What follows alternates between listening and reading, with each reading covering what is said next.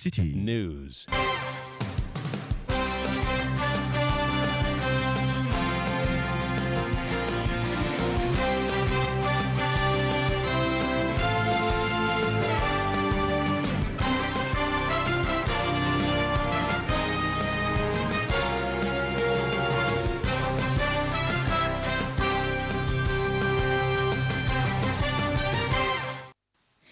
It's midday. Hello, good afternoon, and welcome to the Citi Prime News. We're coming to you live from our studios at number 11, Dr. Martin Loop in Adabraka, Accra. My name is Ajuatin Kramadom, and coming up this afternoon, food suppliers to demonstrate at Education Ministry over unpaid debts by government. We are planning on picketing. In fact, I want to hold my gun till Monday. We are planning on serious picketing because it looks as if they are bent on taking our money illegitimately. Also coming up, poor state of Adomrabe roads impacting lives and livelihoods as residents take to the streets to demand immediate government action. It gives us inconvenience. It takes you longer to move from one point to the other. We always trek from Adamrobe to Ibi, and in some other instances, then we move a brick. Still in the bulletin, NPP running mate Dr. Matthew Pokupempe urges traditional rulers to add their voices to the political space as he continues his engagements on the campaign trail. I'm not saying wear NPP colors. I'm not saying wear NDC colors. I'm saying whether NPP or NDC, it is your right to tell us what is right. It is your right to tell us what is right. Not our right to tell you cannot be part of us. And later in the bulletin, Colleges of Education Teachers Association of Ghana, CTAG, meets later today to decide whether to call off its month-long strike or not. We'll hear from a labor analyst who is calling for government commitment to the agreement with CTAG to ensure the strike is not repeated. The problem is basically the lack of commitment to obligations that are like agreements or recommendations towards reaching fair conclusion for working people.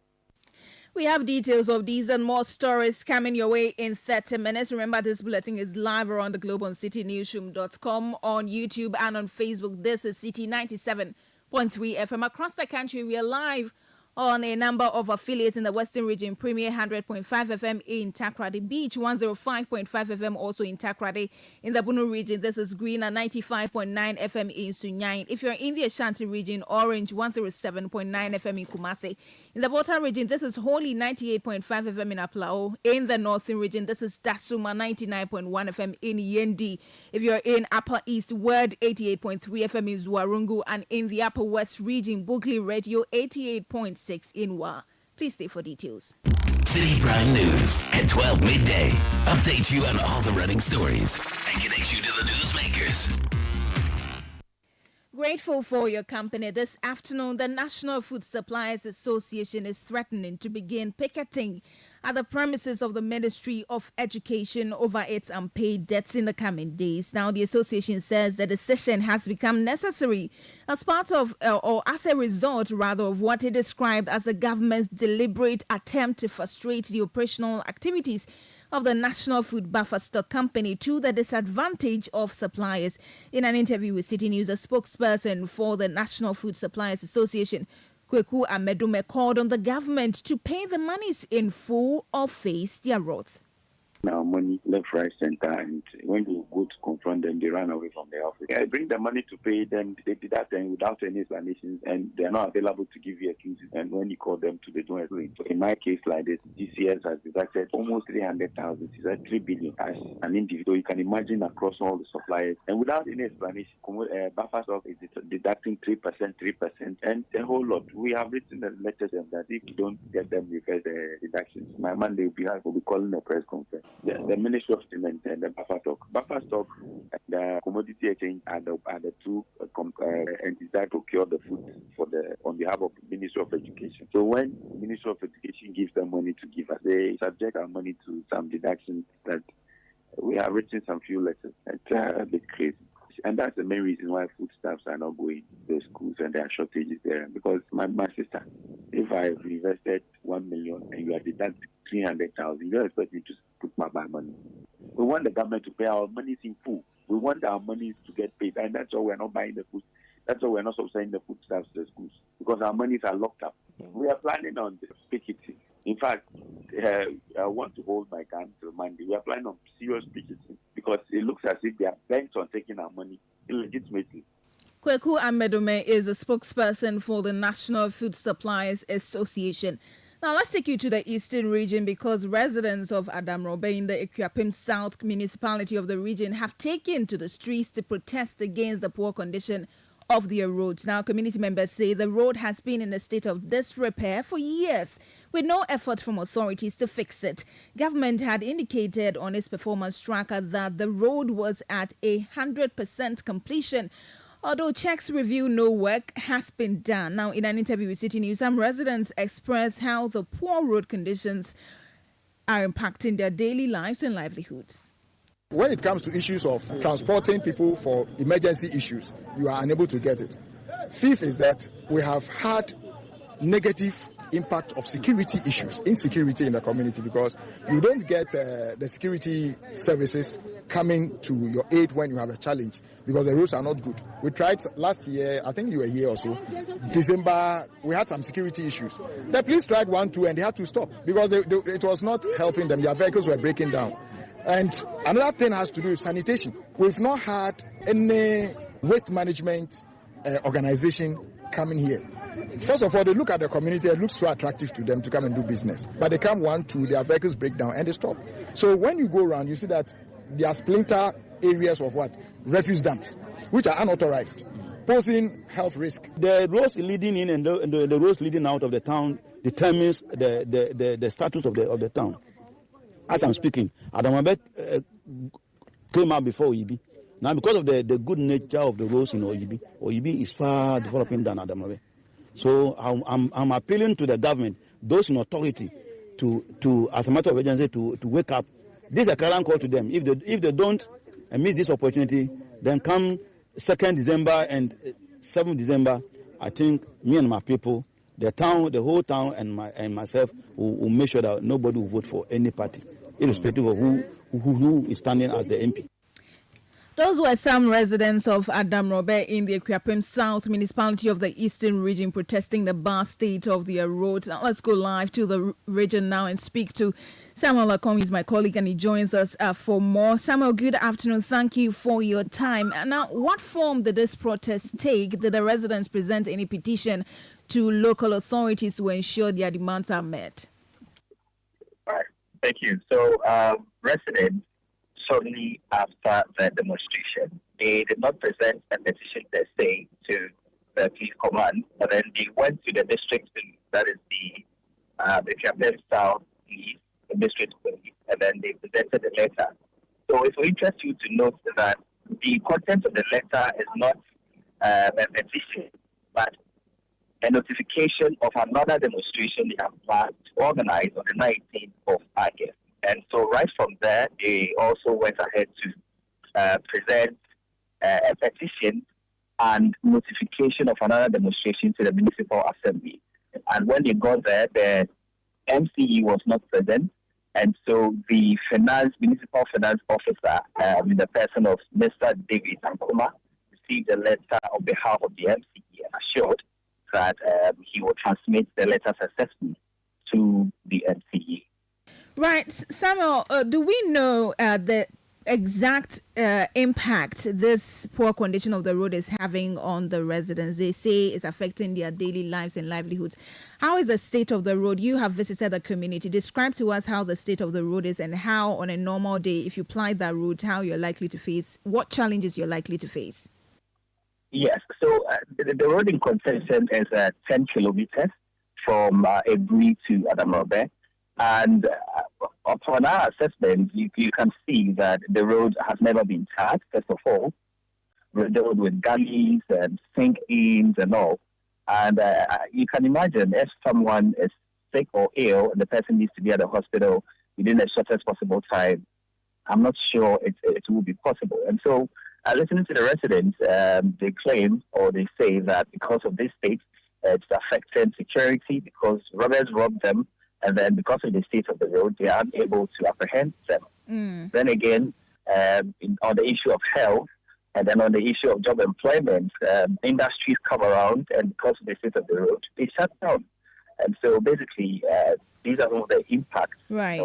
Of the state of the road. Lastly, before I let you go, the residents say they are going to protest again on 19th of August. Do we know if this is part of a series of protests or the next one is the end? Yes. So they say that they are going to continue to protest until they get the attention of government. Then again, they add that if after these series of protests, government does not still, heed to their calls, then on December 7th, ballot boxes should not be brought to the community for them to cast their ballot. Very well. Thank you so much. Samuel Lakom is my colleague here at Citi 97.3 FM, bringing us updates on a protest by some residents of Adam Robe in the Akuapem South municipality of the Eastern region on the poor state of their roads. Let's move on to some other stories now. The Colleges of Education Teachers Association of Ghana, CTAC, is yet to convene its National Council meeting to finalize a decision on whether to end its ongoing strike. The strike, which has persisted for over a month, was initiated in response to the government's failure to implement the National Labour Commission's arbitral award orders aimed at enhancing teachers' working conditions. Now, recent discussions between CTAC and the government appeared positive. Citi News has learned that a memorandum of understanding between CTAC and the government was nearly finalized in the meeting yesterday. Now, in light of this development, a Labour analyst, Seth Abloso, has urged the government during an interview with Citi News to demonstrate goodwill by adhering to any agreement made with the Labour group in order to prevent a recurrence of such strikes. The problem is basically the lack of commitment to obligations that are like agreements or recommendations towards reaching fair conclusion for working people. And you see, when judgment debts, for instance, arise from lack of commitment or wrongdoing on the part of government, violations of rights, violations of contract, the judgment debts are slapped on the state. No individuals are held responsible. So oftentimes persons in government don't care what the consequences are. So you don't have evidence that people in government care. A lot of what they do is just rhetoric, and it's sad that this way. And that's why there are pockets of strike coming up all over in the public sector. You heard the Labour analyst Seth Abloso. Now, the National Disaster Management Organization, NADMO, has described as worrying the increasing number of drowning incidents in the country. This follows a report from the Public Health Department of the Kwame Nkrumah University of Science and Technology, KNUST, that about 1,370 people drown annually in Ghana. The information was released on the World Drowning Prevention Day, which falls today. Now, speaking to Citi News, Director of Communication for NADMO, George Aisi, said the organization is in the process of engaging local assemblies to formulate a bylaw for the compulsory acquisition of life jackets for communities that rely on water for transportation. Yes, the reports that are coming is of concern to us, NADMO. We work in partnership with the assemblies. I've been saying this. What we do is to make the appeal to the assembly. We've raised that appeal. We are yet to formally get them to see if we can make it a bylaw or something for the assemblies to compulsorily acquire some of the life jackets in the communities that are on water bodies and cross the lakes or water bodies to and fro, so that that will help in the safety of the people. Most places, when we get to, you see that they use the outboard motors and co, and most of them don't even have a single life jacket. In some assemblies too, there are life jackets that they give out to the outboard motor owners to use. You heard the Director of Communications at NADMO, George Aisi. Meanwhile, the Chamber of Local Governance has called for collaboration between local government authorities and NADMO to prevent subsequent drowning. Reports that are coming is of concern to us, NADMO. Yes, they have a fiscal presence there, but the command and control over the NADMO staff is not under the chief executive or the local government authority. It is also the case that if you go to Adan and other places, the assembly goes to build schools along some of the river bed and sometimes far away from the river bed. And they know that the only means of transportation is by way of boats or craft or canoes on the river. Yet, they do not have the full control to be able to see to issuance of life jackets and all that, not because it cannot be done, but it also falls within the realm of NADMO, which is not directly under the MMDA. So that is where the challenge is. So there must be proper collaboration between the local government authorities and indeed NADMO. And going forward, NADMO should become a decentralized institution so that on a daily basis, the activities will be monitored and indeed administered by the local government authority or indeed the chief. President of the Chamber of Local Governors, Dr. Richard Fiadomo. This is the Citi Prime News. When we return, NPP running mate Dr. Matthew Opoku-Prempeh urges traditional rulers to add their voices to the political space as he continues his campaign activities. We'll tell you more shortly. Please stay. Citi Prime News at 12 midday. Update you on all the running stories and connect you to the newsmakers. The entries have been received and the marking has begun. Who makes it to the next round of the Literacy Challenge 2024? Randomly selected entries will be read on 97.3 Citi FM on Brunch in the City and the Traffic Avenue and on Breakfast Daily on Channel 1 TV. Stay tuned to 97.3 Citi FM and Channel 1 TV to find out who makes it to Level 2 of the Literacy Challenge. Level 2, Aptitude Test. The top 50 contestants from across Ghana to make it to the next round shall take part in a written aptitude test on Saturday, 27th July 2024 at 12 p.m. at the Accra Digital Center.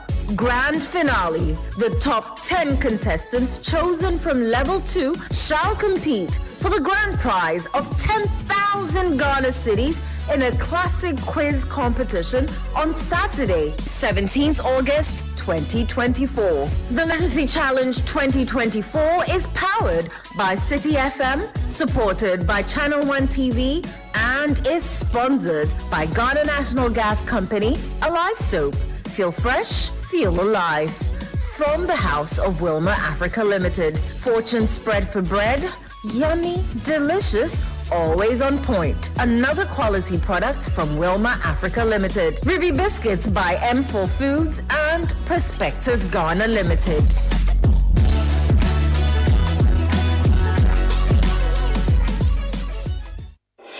Channel 1 TV is live on DSTV, GoTV, and HD+. On DSTV, find us on Channel 363. On GoTV, we're on Channel 117. And on HD+, get us on Channel 108. On a digital TV, run a new search. But take note that without an antenna, you cannot access Channel 1 TV. Channel 1 TV can be accessed on any free-to-air digital box, like the DSTV and HD+ boxes. Channel 1 TV, telling your story, empowering change.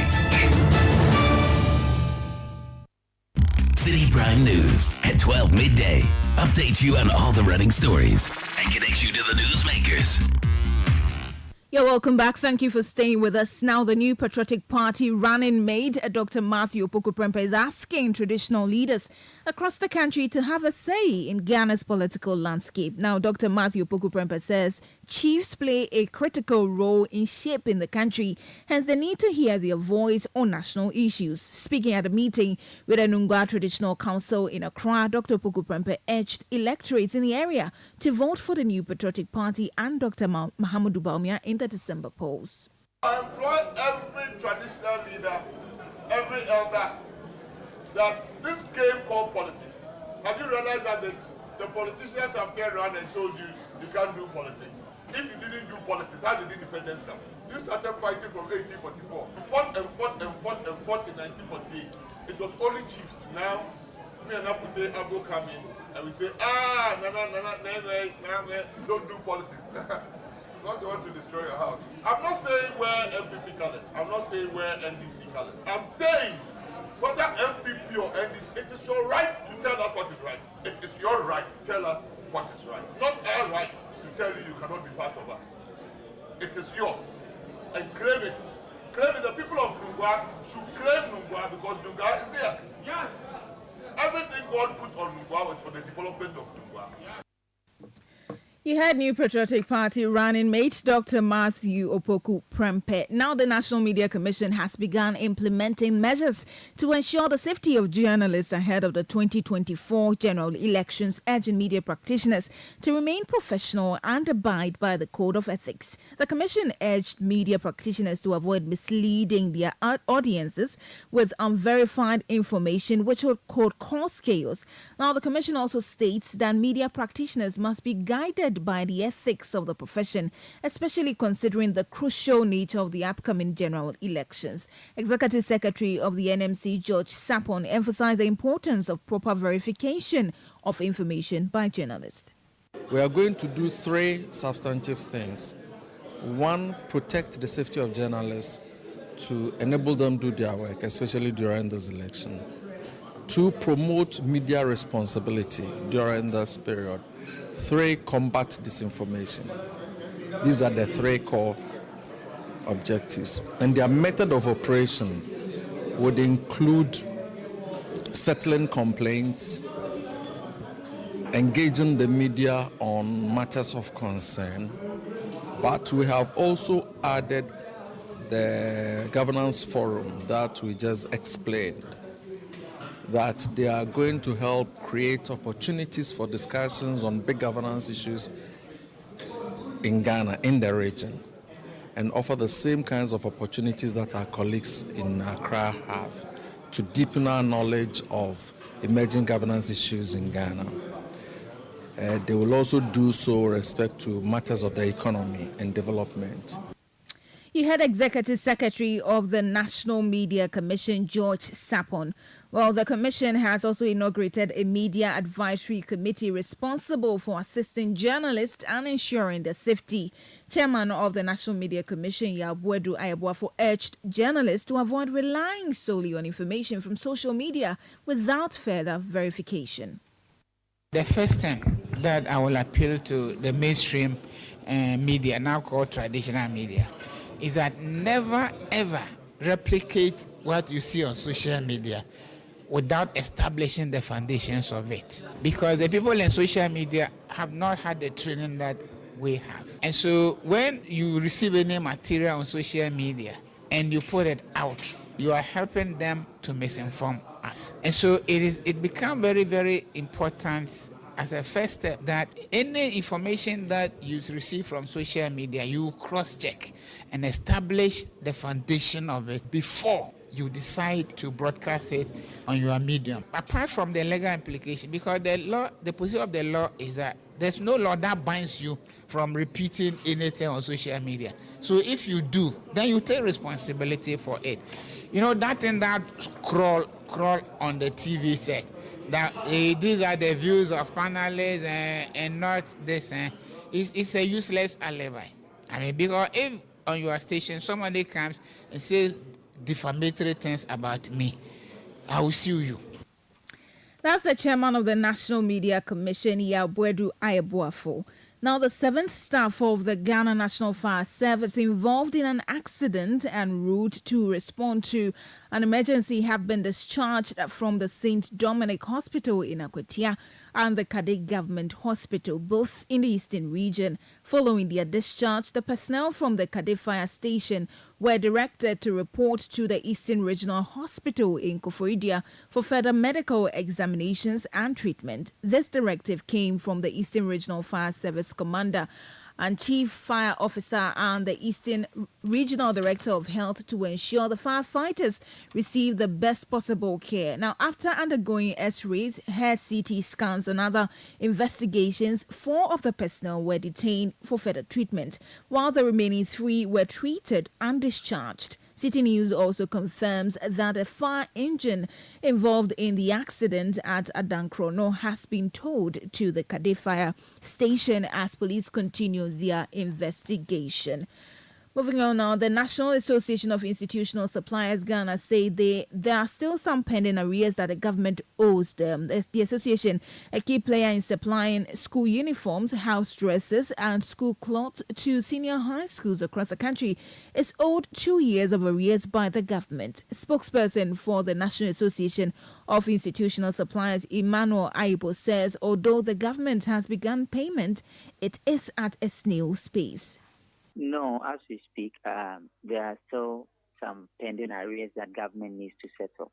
So we are still hoping that they will pay. Last 2 weeks Tuesday, I went to the ministry. They are paying, but at a very slow pace. But I must say that we still have arrears for those in final years, as we stated earlier on. That actually caused us to do the picketing. They promised, but as we speak, we still have people that government has not paid, even the final years. The second years too, so there are still some arrears that government haven't paid. And as we speak, those who have received their money, some have started doing the first year's work, so they are also piling up. And we are only hoping that government will expedite payments. But we are going to address all these things at our coming conference. So we'll be inviting Citi to actually give full details of the state and how far government has gone with us.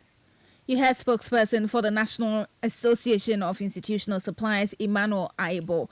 Now, the National Democratic Congress says its decision to suspend one of its members in the Afram Plains North constituency is to pave way for investigations. A member of the party in the Afram Plains North constituency of the Eastern Region, Peli Wolasi, was suspended indefinitely over allegations of misconduct. The party says it had received reports of Mr. Wolasi's alleged anti-party conduct, including campaigning against the party's parliamentary candidate in the Afram Plains North constituency. Now, Deputy General Secretary of the NDC, Mustafa Gbande, stated in an interview with Citi News that the party's disciplinary committee was summoned Wolasi for a hearing. We saw a surprise poster suggesting that he intends to run as independent candidate. I have personally asked the region to engage him. He refused. We took the matter up officially and then referred it to a conflict resolution committee to look at what concerns may have led him to that action, even though initially he denied he used to come. If you go to the constituency currently, he is using NDC platforms, using our branches, and saying that the sitting MP is not a choice of the party but him. We do not have any such arrangement. So we have currently suspended him, barring him from using any platform of the NDC or holding himself as any ally of the NDC as far as the parliamentary election is concerned. Because he is still a member, that is why we have not expelled him, but we would like him to appear before the disciplinary committee because he's misconducted himself for failing to appear before the Functional Executive Committee and the Committee of Conflict Resolution to look at his own issues. That amounted to anti-party behavior, and which is why he was suspended last week. You heard the Deputy General Secretary of the NDC, Mustafa Gbande, and that is where we draw the curtains on this afternoon's edition of the Citi Prime News, which has been live from our studio in Adabraka, Accra. For more stories, you'd want to log on to citinewsroom.com. My name is Ajuatin Kramatomna. Thank you very much for your company. Enjoy the rest of your day. Citi News, we speak first. Reach our hotline on 0302-224959 and get interactive on Facebook, Citi 97.3 FM.